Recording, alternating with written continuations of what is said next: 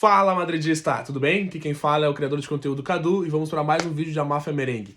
Hoje o nosso tópico é falar um pouco sobre Eurocopa e Copa América e que esses jogos com as seleções dos nossos queridos jogadores nos causaram aí essas impressões, beleza? Estamos aqui num cenáriozinho improvisado com a minha camisa favorita do Real Madrid. Essa camisa aqui ela é icônica, né, do nosso elenco. E essa camisa de passeio que ela é sensacional, que eu sou muito fã dela, com esse rosa meio salmão aqui.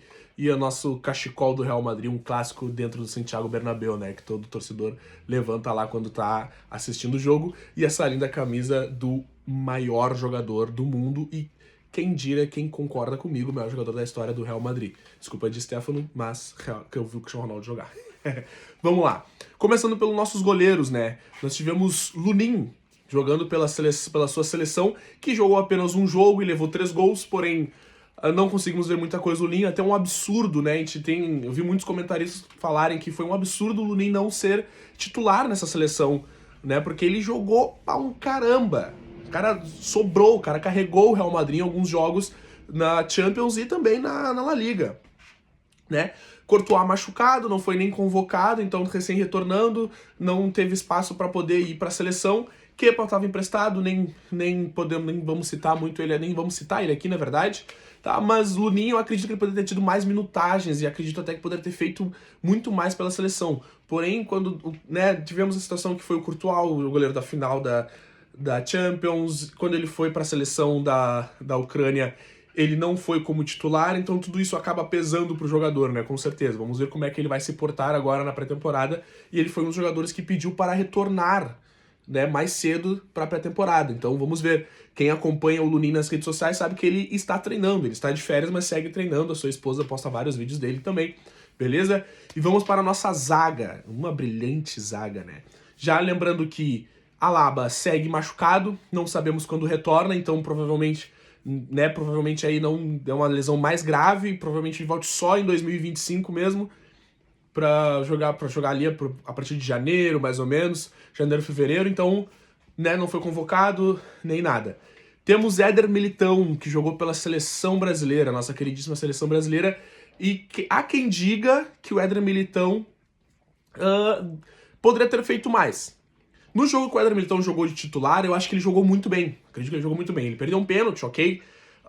E a fontes dizem que ele perdeu todos os pênaltis nos treinos e a gente sabe que só erra quem bate. Ele bateu, infelizmente errou e não deu a classificação para a seleção.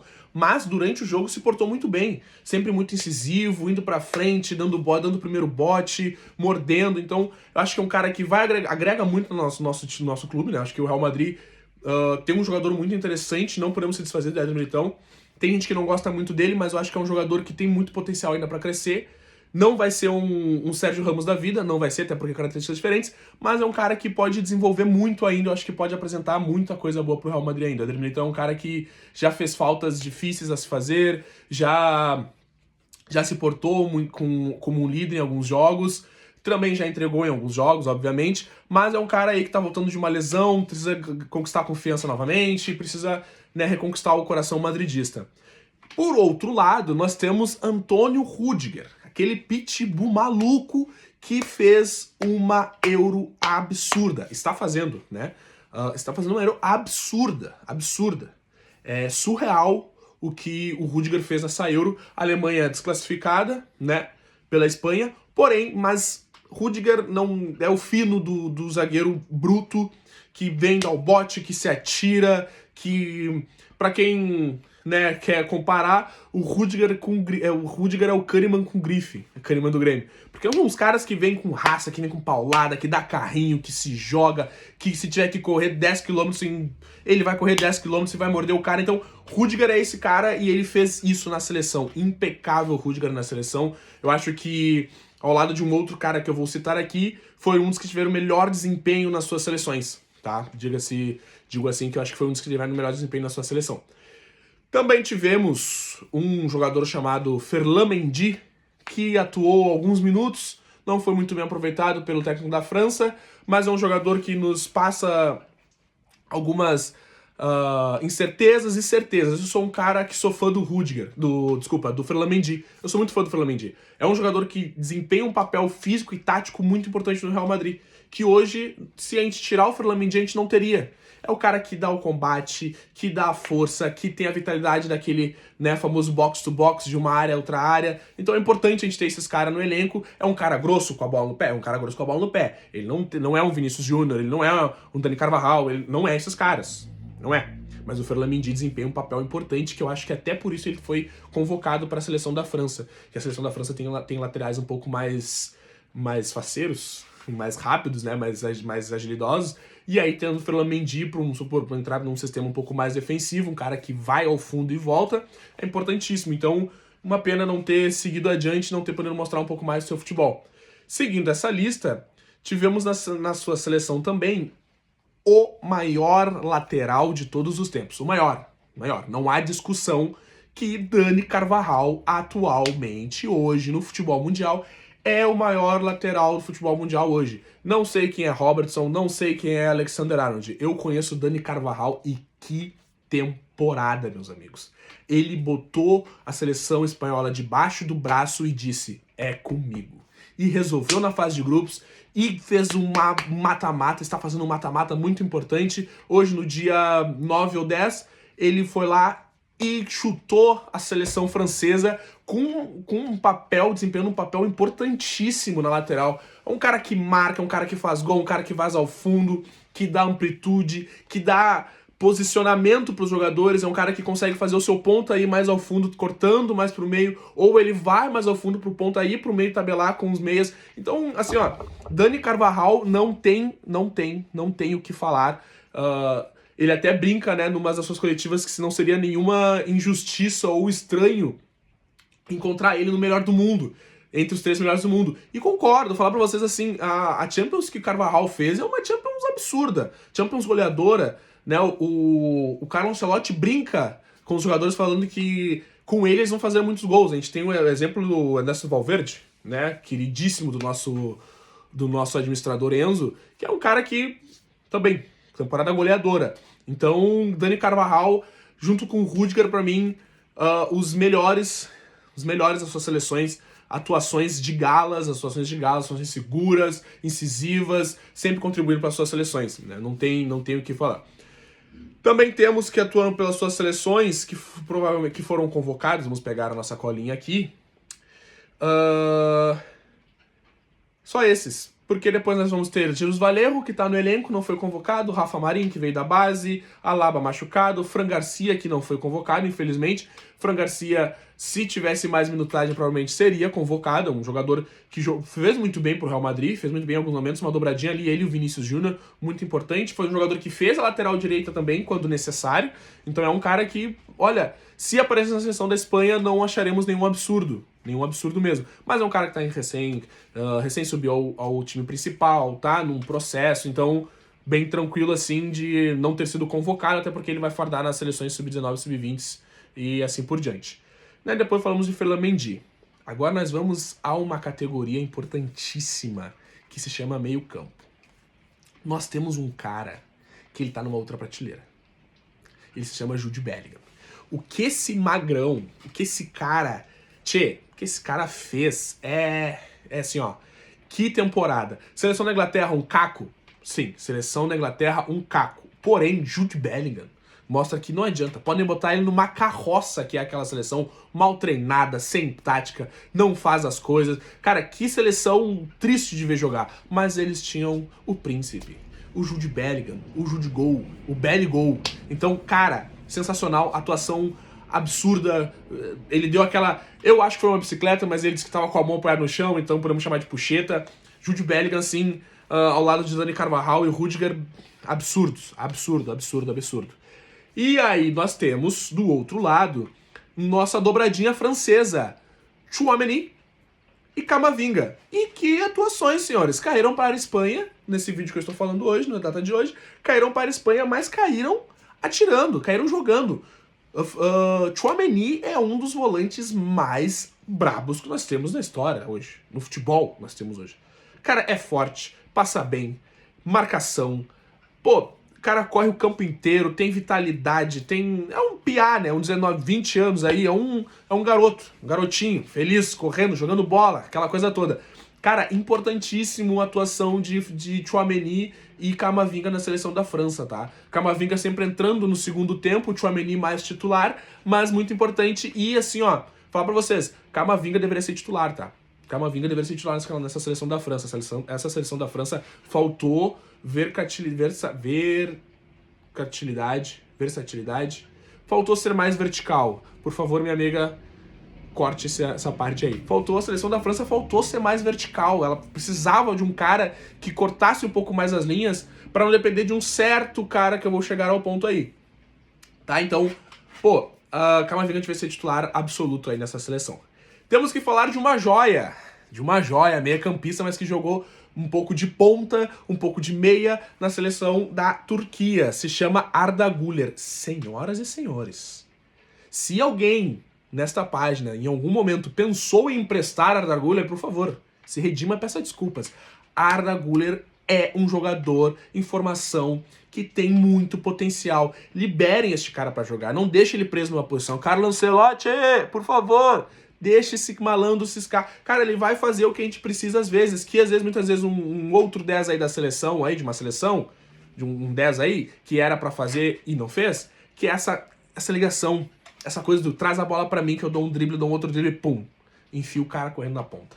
Ou dá pra mim que eu bato ao gol aquela chapada nojenta de camisa 10, é com ele. Arda Güler, sensacional, baita atuação, uma pena a Turquia não ter esse poderio ofensivo que a gente acha que poderia ter, mas é uma seleção que demonstrou muito futebol e fez muito, então super legal aí, parabéns a Arda Güler, acho que tem muito a agregar no nosso elenco, é um cara que vai ser uma resposta importante, é um cara que vai vir do banco, se nós tivermos alguns lesionados, ele vai também mostrar esse futebol, tá? Vamos pegar a nossa colinha novamente. Dani Ceballos não foi convocado, aqui aparece no plantel Renier, mas sem chance. E nós temos dois nomes. Vamos começar por um nome chamado Brahim Dias. Jogou pela seleção do Marrocos, campeonato africano, jogou super bem, camisa 10 também desenvolvendo, dando... Cara, eu olhei umas reprises dos jogos pra falar um pouco mais do Brahim Dias. Eu sou muito fã do Brahim Dias, tá? Sou muito fã, gosto muito do futebol dele. Eu acho que é um cara que já poderia ser titular no Real Madrid hoje. Vamos ver com a saída do Kroos se ele vai né, jogar mesmo, se ele vai se apresentar mais.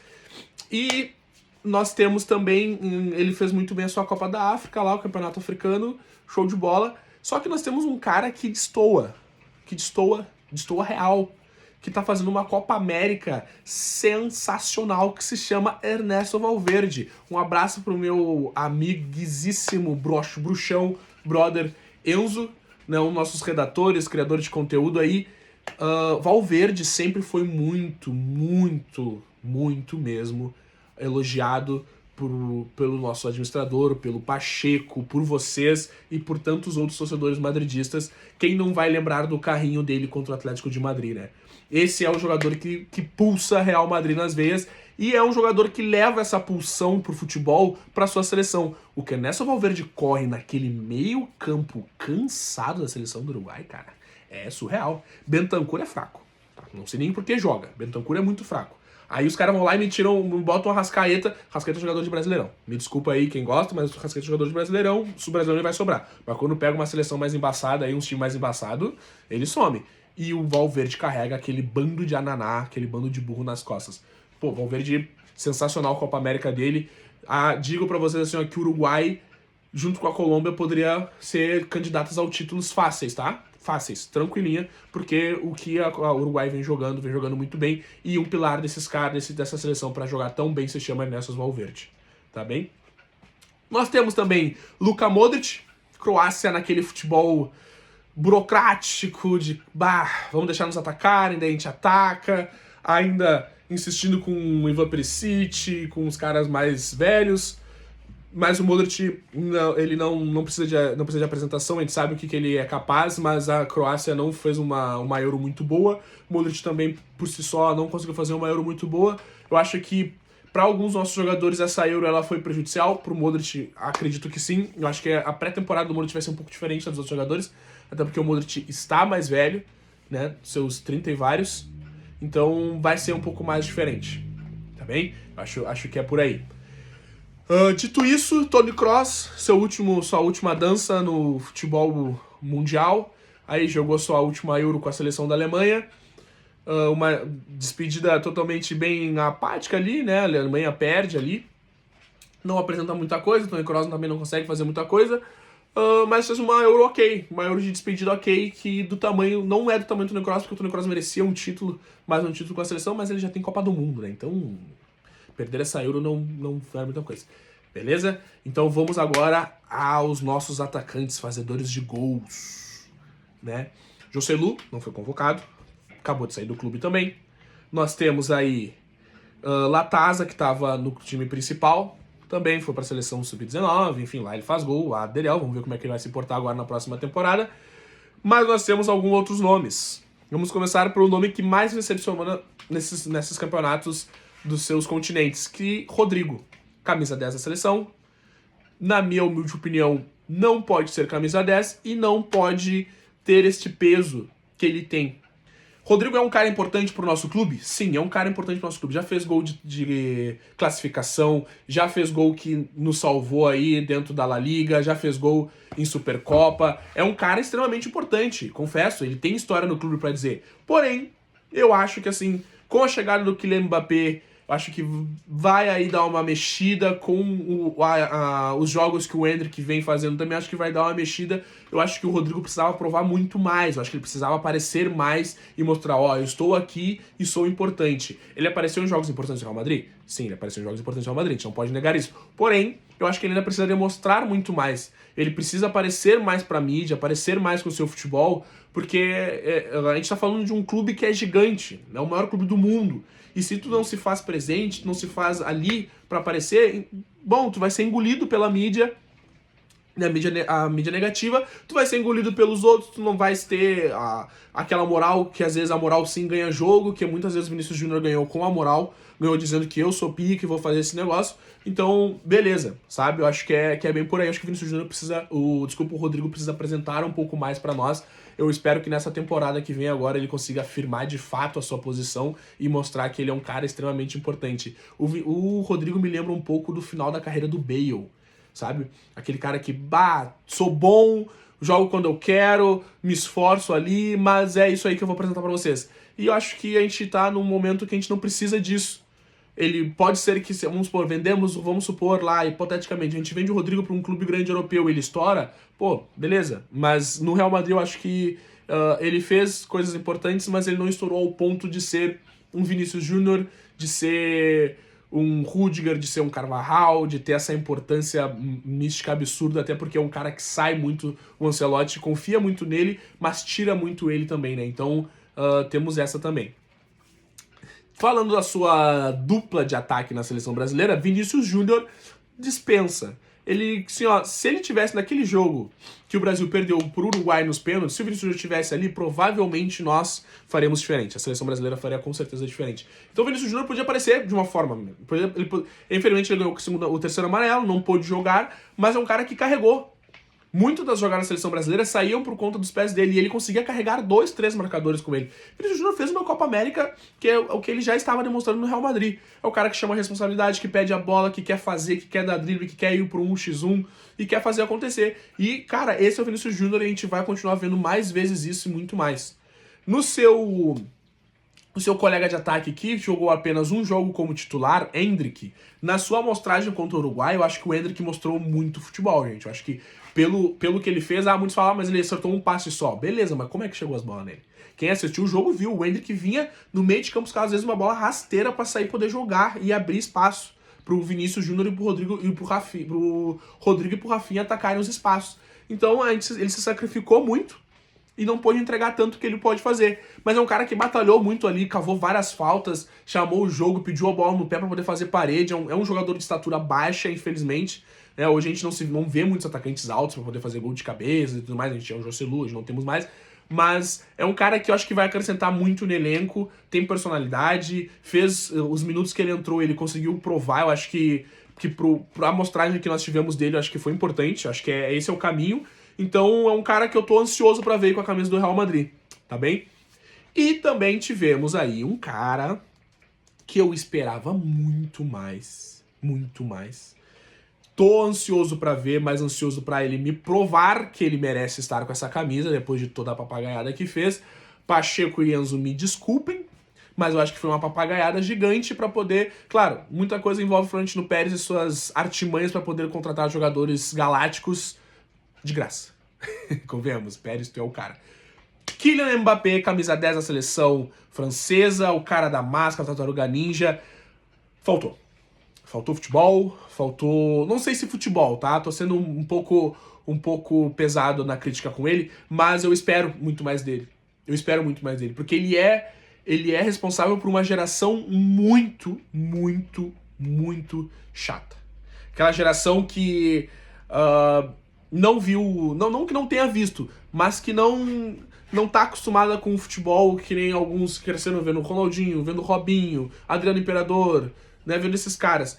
E ele uma geração que tá vendo Haaland hoje, tá vendo ele agora, tá vendo viu um pouco do Neymar, então viu um pouco do Suárez. Eu acho que é uma geração chata, é um pouco da minha geração, mas uma geração que precisa se conectar mais com o futebol e precisa mais do futebol, e o Kylian Mbappé tem esse papel. E quando ele faz uma Euro assim, fraca, parece que se eximindo da responsabilidade, acho que deixa a desejar. Deixa a desejar, tá? A gente viu ali Dembélé tentando fazer jogadas no X1, indo pra cima e tudo mais, mas também temos que ressaltar que a seleção da França é uma seleção estranha.